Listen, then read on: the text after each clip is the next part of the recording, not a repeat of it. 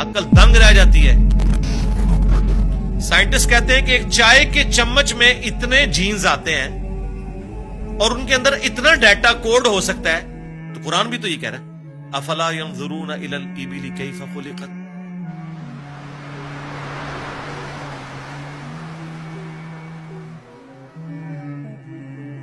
کیا تم نے آبزرو نہیں کیا ہم نے اونٹ کو کیسا بنایا, پہاڑوں کو کیسی اٹھان دی, آسمان کو کیسا بنایا, زمین کو کیسا بچھونا بنایا. 1000 آیات قرآن کی, آلموسٹ 6500 آیات میں سے وہ فزیکل فینومینا آف نیچر سے ریلیٹڈ ہے. سائنس کا علم ہے ہی ہے. تو یہ دنیا کا علم جو آپ کہہ رہے ہیں یہ دین ہی کا علم ہے, یہ کوئی دنیا کا علم نہیں ہے. حضرت آدم علیہ السلام کو قرآن کہتا ہے کہ ہم نے چیزوں کے نام سکھا دیے تھے.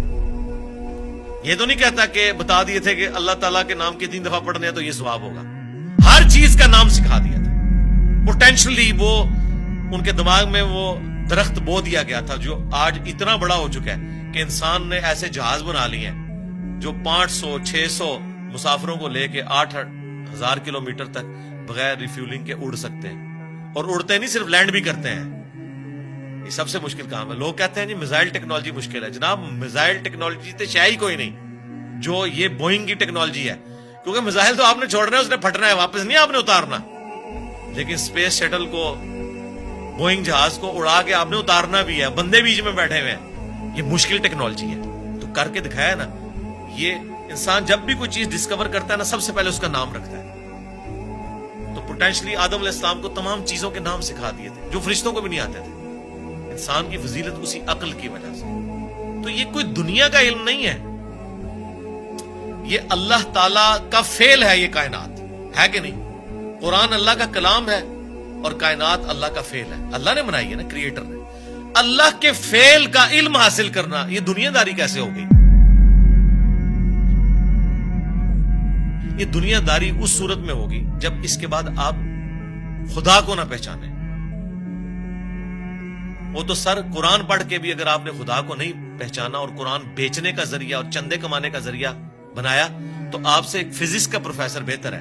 کم از کم اس نے خدا کی کتاب کو تو نہیں بیچا اپنے ذاتی فتووں کی خاطر. یہ تو بعد کے اعمال بتاتے ہیں کہ آپ اس میں سے نکال رہے ہیں. تو آج سائنس کی برکت سے میرا خیال خدا کا تعارف جتنا ہمیں ہوا ہے ہمارے اسلاف کو نہیں تھا. اور آج جس بہترین انداز میں ہم کریٹر کا تعارف ایک انسان کے سامنے رکھ سکتے ہیں, آج سے پہلے تصور بھی نہیں تھا کہ ایسا بھی ہو سکتا ہے. Structure of D N A, genes کی اسٹرکچر, سرکار عقل دنگ رہ جاتی ہے.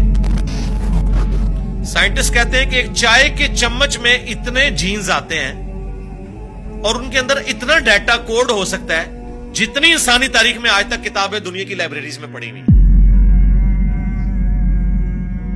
یہ کس نے رکھا ہے؟ ایک بیج کے اندر اتنا ڈیٹا رکھ دیا کہ 6 ارب گنا بڑا درخت بنتا ہے اور سال ہر سال پھل دیتا رہتا ہے. سب کچھ اس بیج میں سے نکلا ہوا ہے. دنیا کی کوئی ہارڈ ڈسک اس کو سٹور نہیں کر سکتی. آج سے پہلے یہ تفصیلات ہمیں نہیں پتا تھی نا. ایک اجمالن پتا تھا کہ انڈے میں سے چوزا نکل آتا ہے. سرکار یہ وہ ڈیٹیلز جو اب سائنس ہمیں بتا رہی ہے, آج سے پہلے کسی کو, یعنی ایمبریولوجی کی فیلڈ اور الیکٹرانک مائکروسکوپ جو 1980 میں آ کے آلموسٹ فائنل ہوئی ہے, اس سے پہلے کسی کو پتا تھا کہ ماں کے پیٹ میں بچے کی ڈیولپمنٹ کیسے ہوتی ہے؟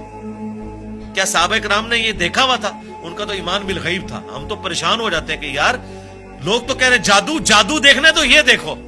کبھی نیشنل جغرافک یا ڈسکوری چینل کے اوپر جب وہ فاسٹ کر کے موویز چلاتے ہیں کہ ایک بیج پھوٹتا ہے, اس میں سے کومپل نکلتی ہے, پھر بنتے بنتے درخت بن جاتا ہے یا پھول, وہ جادو ہو رہا ہوتا ہے. انڈے میں سے چوزا نکلنا چاہیے. اصل جادو یہ ہو رہے ہیں جو عقل دنگ ہے, لیکن ہم ان معجزات کے عادی ہو چکے ہیں. تو آج خدا کا تعارف میرا خیال ہے سائنس کی برکت سے الحمدللہ بہتر طریقے سے ہم اپنی ینگ جنریشن کو خدا کا تعارف کروا سکتے ہیں. اور اس سے بڑھ کر سائنس کی برکت سے آج دین اتنا آسان ہے کہ اگر کاتب کے لکھنے پہ قرآن ہوتا, آج دنیا کے ہر مسلمان کے پاس قرآن نہ ہوتا اگر پرنٹنگ پریس نہ ہوتا.